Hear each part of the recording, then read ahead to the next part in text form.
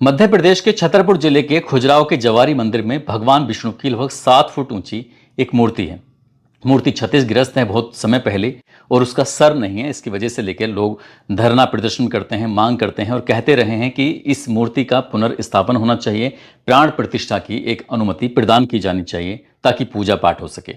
जब लगातार इस तरह की मांग उठती रही है लेकिन इस पर कभी कोई ध्यान गया नहीं या ध्यान देने की कोशिश नहीं की, तो इसी बीच में एक व्यक्ति जिनका नाम राकेश दलाल होता है, वो सुप्रीम कोर्ट ऑफ इंडिया में पहुंचते हैं और एक याचिका दायर करते हैं 16 सितंबर 2025 को और ये मांग करते हैं कि इस मूर्ति की पुनर्स्थापना की अनुमति प्रदान की जाए, साथ ही प्राण प्रतिष्ठा की एक अनुमति दी जाए। जब इस तरह की मांग की जाती है तो सुप्रीम कोर्ट के chief justice of India B.R. Gavai की बेंच ने इसे खारिज कर दिया और खारिज करते हुए वो कहते हैं कि ये एक तरह का पब्लिक स्टंट है। साथ ही वो ये भी कहते हैं कि यह मामला पुरातत्व सर्वेक्षण के अधिकार क्षेत्र में आता है और अदालत इस पर अब आदेश नहीं दे सकती। बस इतना था। उसके बाद सोशल मीडिया पर उनकी एक टिप्पणी भी वायरल होनी शुरू हो जाती है। सोशल मीडिया के हर एक कोने में जब ये बात चलने लगती है कि उन्होंने कहा कि जाओ और भगवान से खुद करने को कहो, तुम कहते हो भगवान विष्णु के कट्टर भक्त हो, जाओ उनसे प्रार्थना करो।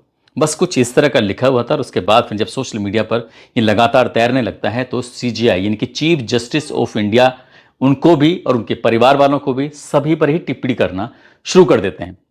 तमाम तरह के लोग थे, तमाम तरह की बातें करना शुरू कर देते हैं।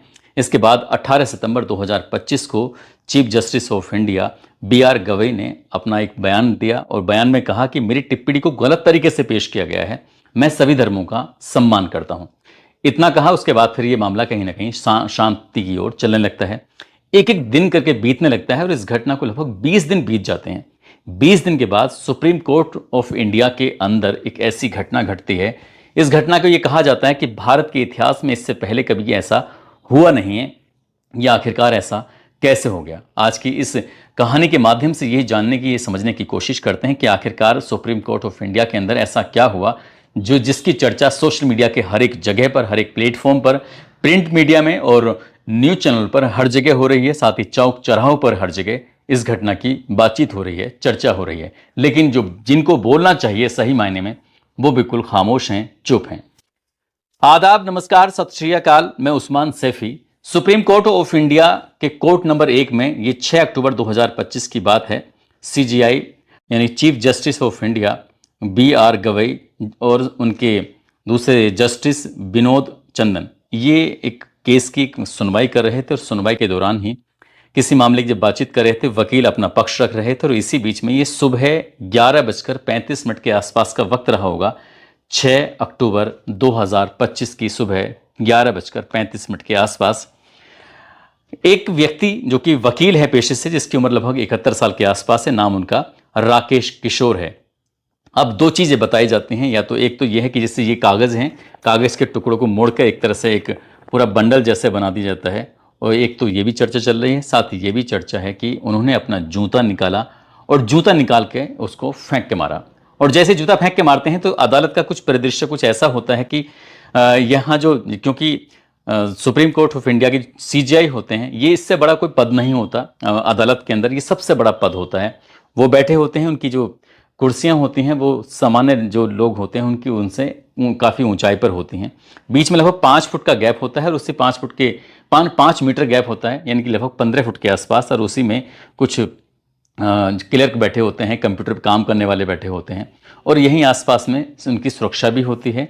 साथ ही कुछ अदालत की जो कुर्सियां होती हैं जिनमें कोई वकील भी होते हैं, कुछ सुनने वाले भी होते हैं, कुछ रिसर्च करने वाले भी होते हैं, वो सब इस तरह से मौजूद थे। और जैसे ही राकेश किशोर ने अपना जूता निकाला, जूता निकालने के बाद जब फेंक के मारा तो जो उनके बराबर में जस्टिस विनोद चंदन बैठे हुए थे, उनको लगते लगते वो बच गया। और जैसे वो बचता है तो उसकी तरफ उन्होंने हाथ जोड़ते हुए कहा कि मुझसे गलती हो गई जस्टिस साहब, मुझे माफ़ कर देना।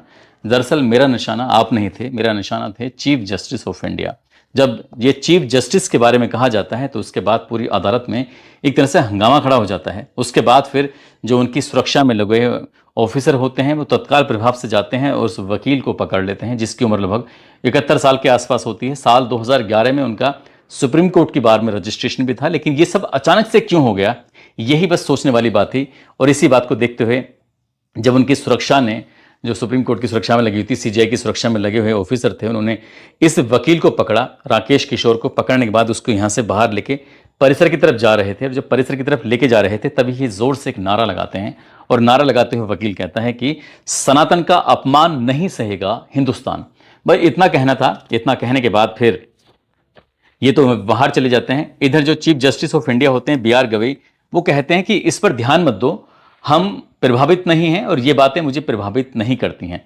बस इतना उनका कहना था। जैसे वकील साहब से कहा कि आप अपना कैरी ऑन, यानी कि आप अपनी बात जो कर रहे थे बात करते रहिए, उधर जो उस व्यक्ति ने कि सनातन का अपमान नहीं सहेगा हिंदुस्तान जैसी बोला जाता है, उसके बाद ऐसा लगने लगता है कि ये जो बात है वो उस घटना से जोड़ के देखी जाने लगती है जब खजुराहो के जाबरी मंदिर में भगवान विष्णु की मूर्ति को पुनर्स्थापित करने की जो एक याचिका दायर की गई थी, और उसको वो याचिका को खारिज कर दिया जाता है, और खारिज किया जाता है सीजीआई की तरफ से, इनके चीफ जस्टिस ऑफ इंडिया ही उसको खारिज कर देते हैं।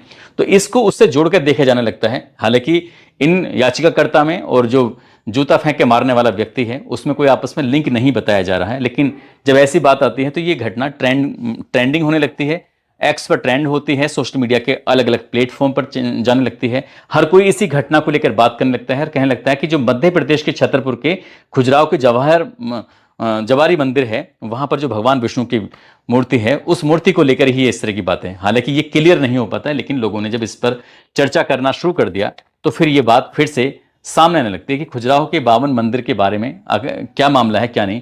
तो उसके कुछ पॉइंट हैं। जैसे 52 मंदिर खजुराहो के प्रमुख मंदिरों में एक है, और मंदिर का निर्माण लगभग 1050 से 1075 ईस्वी में किया गया था। मंदिर का निर्माण चंदेल राजाओं ने कराया था। यहाँ भगवान विष्णु के सभी अवतारों को दिखाया गया है। मूर्ति खंडित होने की वजह से इसकी पूजा नहीं की जाती है। यह मंदिर अपनी अनोखी बनावट के लिए जाना जाता है। मंदिर के गर्भगृह में देखने पर लगता है कि यहाँ पानी ही पानी भरा है। खजुराहो का पहला मंदिर जिसे साइड व्यू से पूरा देखा जा सकता है। इस तरह का मामला था, और फिर चर्चा शुरू हो जाती है। हालांकि जिस व्यक्ति ने ये जूता फेंक के मारा था उसको सुरक्षा गार्डों ने पकड़ लिया था। पकड़ने के बाद उसको छोड़ दिया। अब कहीं ना कहीं कुछ लोग इसमें दबी जुबान में इसकी पक्षधर भी होंगे, ये भी कहेंगे कि हाँ ये जो हुआ है वो बहुत सही हुआ है।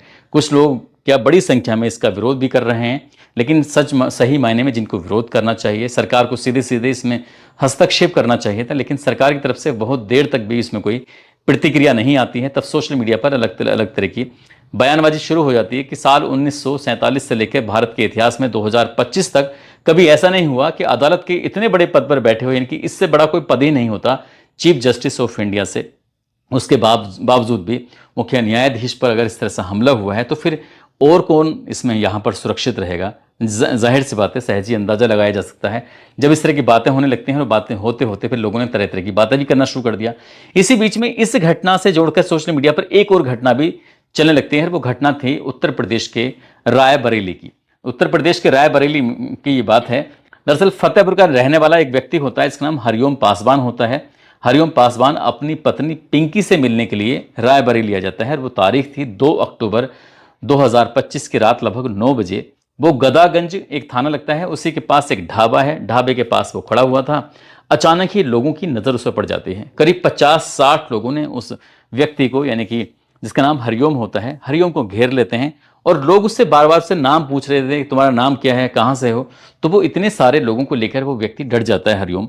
वो समझ नहीं पाता कि मैंने क्या जवाब दूं, क्या जवाब ना दूं। इसी बीच में होटल के पास एक मनीष यादव नाम का एक लड़का होता है। वो देखता है, हालात को मद्देनजर रखते हुए उसे सोचता है कि ऐसा ना हो ये अकेला व्यक्ति है, और आजकल उस इलाके में, जिस इलाके की ये घटना है रायबरेली क्षेत्र में, ड्रोन का थोड़ा प्रकोप है। ऐसा लगता है कि लोग ड्रोन से रैकी करते हैं, चोरी करने के लिए आ जाते हैं। कहीं ऐसा तो नहीं है उन्हीं का ही सरगना हो या उसी की टीम का हिस्सा हो ड्रोन चोरों का। तो उन लोगों ने इस व्यक्ति को जब मारपीट करना शुरू कर दिया तो मनीष यादव ने तत्काल ही गदागंज थाने को फोन किया, और थाने को फोन करने के बाद कहा कि साहब यहाँ पर 50-60 लोग हैं, उन लोगों ने एक व्यक्ति को घेरा हुआ है, अब जितनी जल्दी हो सके आप आ जाइए, नहीं तो हो सकता है कि इस व्यक्ति के साथ ही ज्यादा मारपीट कर दें। पुलिस वालों ने जैसी बात सुनी उन्होंने कहा ठीक है हम आते हैं।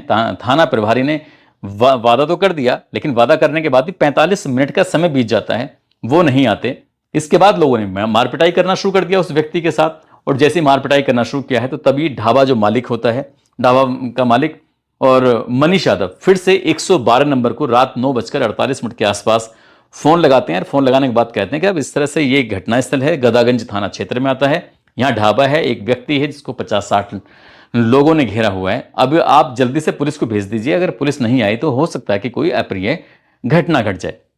सूचना मिलने के बाद 112 नंबर की पुलिस पहुंच जाती है और जब 112 नंबर की पुलिस पहुंचती है तो होमगार्ड मौके पर आता है। होमगार्ड नाम पूछता है, उससे पूछता है कि तुम कहाँ के रहने वाले हो, यहाँ क्यों घूम रहे हो, क्या बात है। तब वो अपनी जो भी जानकारी थी वो जानकारी देता है। इसी बीच में वो व्यक्ति होमगार्ड जाकर गाड़ी में बैठे हुए पुलिसकर्मी से कहता है कि साहब एक काम करते हैं, ये व्यक्ति थोड़ा सा मानसिक रूप से परेशान लगता है, इसको गाड़ी में बिठाते हैं और थाने के पास छोड़ देते हैं, अपना जहाँ जाना होगा चला जाएगा। तभी जो पुलिस वाला अंदर बैठा हुआ था गाड़ी के अंदर, वो कहता है कि ज़्यादा ज्ञान मत पे लो, ज़्यादा होशियार बनने की कोशिश मत करो, हम रात में इसे कहाँ लेके घूमते रहेंगे। जबकि यहाँ से महज 10 मिनट की दूरी पर थाना था, वो आराम से छोड़ सकते थे, लेकिन अंदर जो बैठे हुए अधिकारी या सिपाही या दरोगा जो भी रहे होंगे, उन्होंने होमगार्ड को डांट दिया और डांटने के बाद उस व्यक्ति को उस भीड़ में ही छोड़ के चले जाते हैं। अब यहाँ से गाड़ी चली जाती है, गाड़ी चली जाती है, भीड़ ने सोचा कि इस व्यक्ति क्या करें। भीड़ ने भी उस व्यक्ति को जाने दिया, यानी कि जो भी उसके साथ मारपीट की गई थी, तो वो व्यक्ति वहां से आराम से निकल जाता है।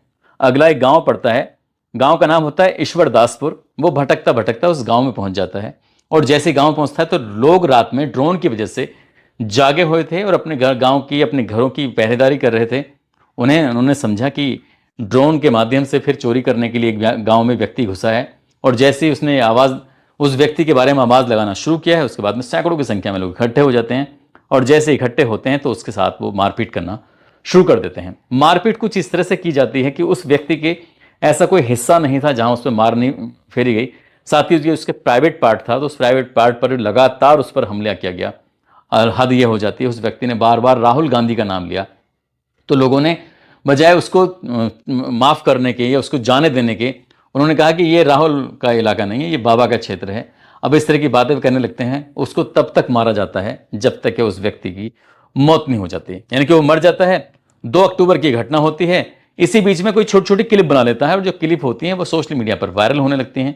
जब सोशल मीडिया पर वायरल होती हैं तब जाकर मीडिया इस मामले को हाईलाइट करना शुरू कर देता है, अखबार में ये घटनाक्रम प्रकाशित हो जाता है। पुलिस की नींद टूटती है। उसके बाद फिर 112 नंबर हो या थाने की पुलिस हो, इसमें करीब करीब बताया जाते हैं कि 6 पुलिस वाले हैं, उनको सस्पेंड कर दिया जाता है। फिर FIR लिखी जाती है। अब 12 लोगों को टारगेट करते हुए उनके खिलाफ FIR लिखी जाती है। 10 गिरफ्तार भी कर लिए जाते हैं। लेकिन अब चाहे कुछ भी हो, जो व्यक्ति मर चुका था, जो अपनी पत्नी से मिलने के लिए पहुंचा था रायबरेली फिरोजपुर से, शायद वो कभी लौटकर वापस नहीं आएगा, है ना। फतेहपुर से जो व्यक्ति हरिओम पासवान होता है वो लौट के कभी वापस नहीं आएगा। उस व्यक्ति की मार मार के उसको हमेशा के लिए मौत की नींद सुला दिया गया और इस तरह की घटना हो जाती है। इस घटना के बाद भी ये जो भी जिम्मेदार पर्सनैलिटी बैठी हुई हैं, उन्होंने इस पर कोई जवाब नहीं दिया, उस पर कोई अपना तर्क नहीं दिया। बस इतना कहा कि ये घटना निंदनीय है, लेकिन लोगों को ये समझाने की कोशिश नहीं की कि ऐसा क्यों कर रहे हैं आप। एक व्यक्ति इतना इन्फ्लुएंस हो जाता है, वो चीफ जस्टिस ऑफ इंडिया के ऊपर जूता फेंक के मार देता है। एक पब्लिक इकट्ठी होती है और एक गरीब आदमी जो अपनी पत्नी से मिलने के लिए गया था, रात में रास्ता भटक जाता है। उसके बाद उसको पीट पीट के उसको मौत के घाट उतार देते हैं। दोस्तों, इस पूरे घटनाक्रम को सुनाने का उद्देश्य किसी को परेशान करना नहीं है, किसी का दिल दुखाना नहीं है, बल्कि आपको जागरूक करना है, आपको सचेत करना है, आपको बताना है कि कुछ भी करने से पहले सोचना चाहिए, क्योंकि कदम तो उठा लिए जाते हैं, उसके बाद फिर कितनी परेशानियां बढ़ जाती हैं। इस घटना में जैसे हरिओम पासवान के साथ जो होता है, उसके बाद जब पुलिस की लगातार दबिशें जाती हैं तो फिर गांव के लोग परेशान हो जाते हैं। और जो 6 पुलिसकर्मी सस्पेंड हुए हैं तो उनके भी दामन पर एक तरह से दाग लग चुका है।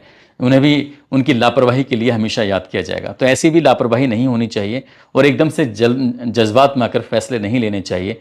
ऐसी भीड़ में अगर कुछ होता है तो जिम्मेदार लोगों को अपनी जिम्मेदारी निभाते हुए कम से कम समझाने का प्रयास जरूर करना चाहिए। जाते जाते मुस्कान है, अलवर के रहने वाले हैं और मिथिलेश यादव हैं, आज इनका जन्मदिन है। इनको जन्मदिन की ढेरों सारी शुभकामनाएं, बहुत बहुत मुबारकबाद। और कुछ लोगों ने नाम लेने की अपील की है, जिसमें जसीम अकरम हैं, सोमवीर सोलंकी उनकी पत्नी है रानी सोलंकी, और सैराज सिद्दीकी है, आनंद राज अरविंद हैं, आबिद हुसैन हैं, नीलोफर शेख, भंवर सिंह, अभय कुमार, मुजाहिद आलम, राजीव झा, आदित्य जायसवाल, मोहम्मद तवरेज, विपिन चौहान, मुजब्बिर खान, राजेंद्र कुमार, अतुल पवार, शाहिद आज़मी, सतीश चंद, एडवोकेट, राहत समीम अली। आप सब लोग अपना ख्याल रखें, सुरक्षित रहें। जय हिंद, जय भारत।